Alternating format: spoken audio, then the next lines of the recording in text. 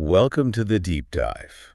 Today we're getting into something more than just a travel trend. We're looking at ecotourism, really examining let's say, the contract between the traveler and the place they visit. Yeah, it's a big shift from, the old way of doing things. Exactly. Forget just prioritizing convenience, consumption, Yeah. that kind of mass tourism model. Mm. Our goal here is to unpack the core ideas behind ecotourism. What does it really ask of us? Why is it growing? And importantly, where can it go wrong?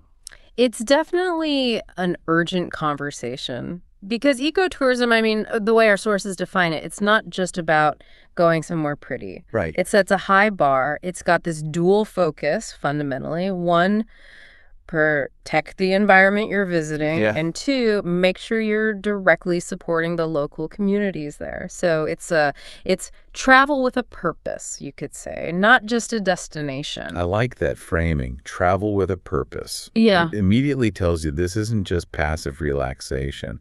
And that dual focus you mentioned, well, that's a huge departure from what we think of as traditional tourism, isn't it? Absolutely. Let's unpack that difference first, because understanding that contrast is key to seeing the shift in behavior that's needed. Mm. For years, the default was sort of standardized, right? Big hotels, hitting the famous spots, maybe without much thought to the local impact.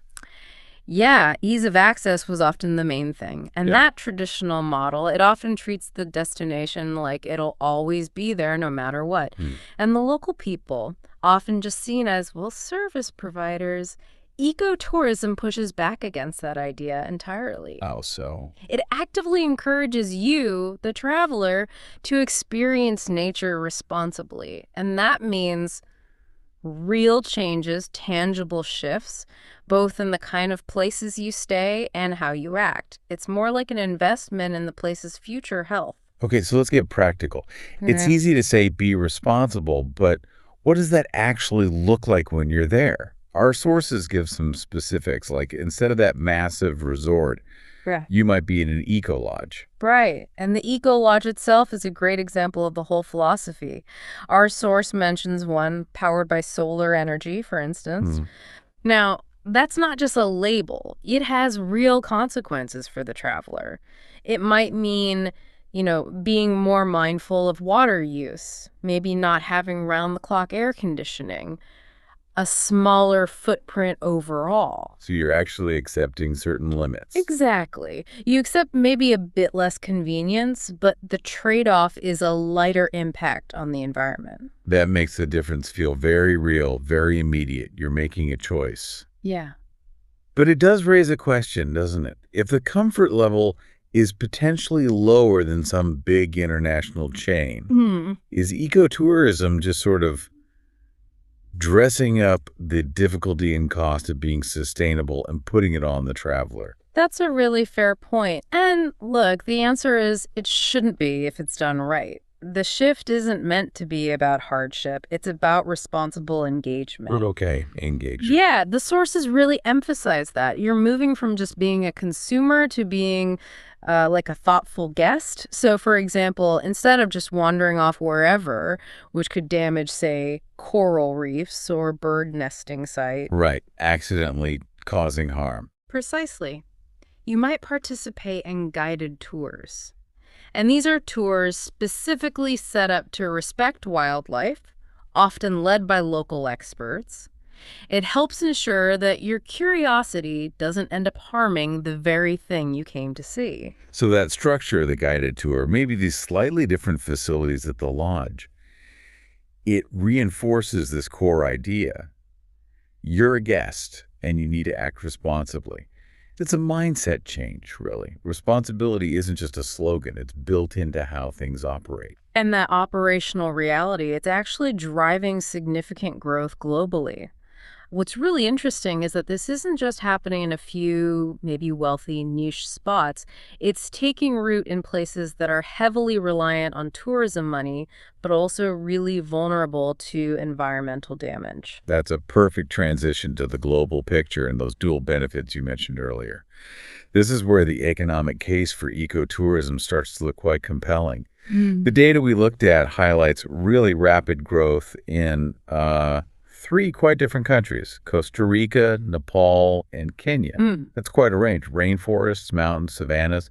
Exactly. And they're good examples because they show different facets. In Hmm. Costa Rica, for instance, a lot of the success is tied to um, quite sophisticated certification systems. Certifications. Yeah, systems that actually verify if a tourism business is genuinely meeting environmental and social standards. So they're selling a verified ecological experience, basically. Okay. And Nepal. In Nepal, it's often centered around things like regulated trekking permits for the mountains. That revenue is then channeled back into supporting the high altitude communities and, crucially, preserving those very fragile Himalayan ecosystems. Got it. And Kenya. Kenya often showcases the wildlife conservation angle.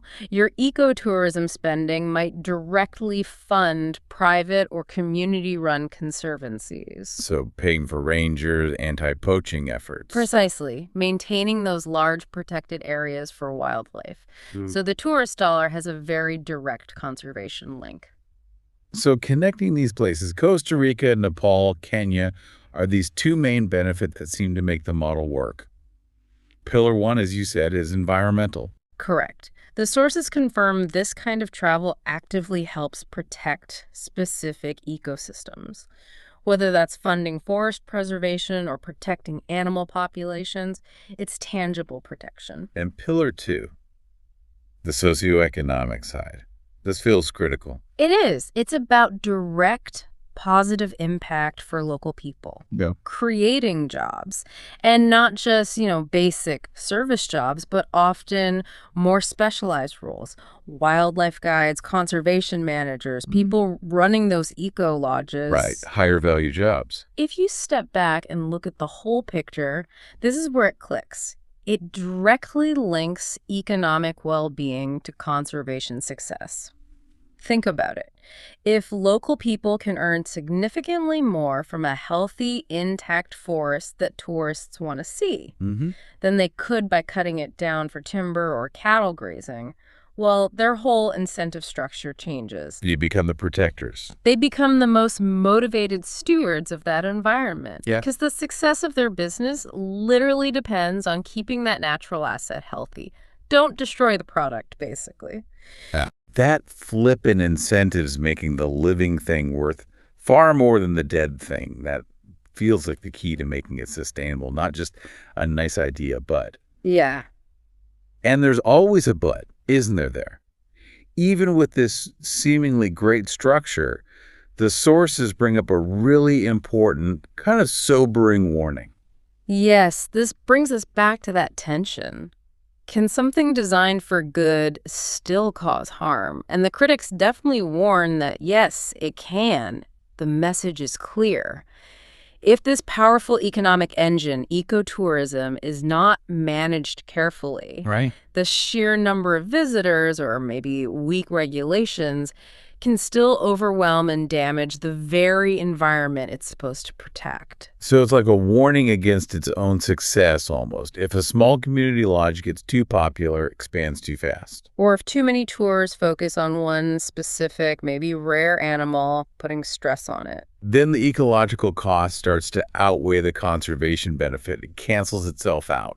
Exactly. It just proves the model needs constant oversight, strict monitoring, and a real commitment to those sustainability principles, not just at the start, but ongoing.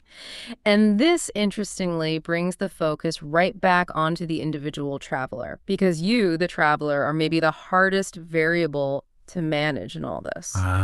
Okay. So this leads us to the core takeaway, the fundamental responsibility this kind of tourism places on you, the person traveling. Yeah. The source material is very direct here. It says ecotourism is not just about where you go, but how you travel. It really forces you to think about every choice you make on that trip. Are you picking the locally owned place that reinvests its profits back into the community, or the big international chain that might just have a green sign out front? Right. Are you respecting the limits the operators have put in place? Maybe those solar power limits or water usage rules? That level of conscious decision making, that's what really seems to define genuine ecotourism. And the sources state this clearly. Respecting nature and respecting local culture. That's the absolute heart of sustainable tourism. Without that respect from the traveler, those two pillars we talked about, environment and community, they just crumble. Absolutely. It means understanding that those benefits, the environmental protection, the job creation, the whole point of this approach, they're only possible with disciplined management and consistently responsible behavior from travelers. It goes beyond just not dropping litter. It's about understanding local customs, paying fair prices, making sure your spending doesn't accidentally support harmful practices or black markets. So, okay, we started by establishing this dual focus, protection and community support. And we seem to have landed on the idea that the survival of this whole model depends entirely on a really delicate balance. It needs diligence from the industry, yes, but also real accountability from every single traveler. It's powerful, but maybe quite fragile too. Extremely fragile. The success hinges on everyone involved playing their part. We've talked about the economic incentives for the destination, for the communities. The ongoing challenge is keeping that behavioral incentive strong for the traveler. Which leaves us with a final thought, maybe a challenge for you, the listener, especially you planning your next trip. If the core instruction is to respect local culture, what does that actually mean in practice today? Especially for the next generation of travelers. You know, social media, digital platforms, they blur the lines between tourist and resident all the time. People seek out these authentic, hyper-local experiences. So how do you make sure your search for authenticity doesn't cross the line into being intrusive or disrespectful? What's the one immediate thing you can do based on how you travel to truly honor that fragile balance we've been talking about? Something definitely worth thinking about before you get that next passport stamp. Thanks for joining this deep dive. Until next time, travel thoughtfully.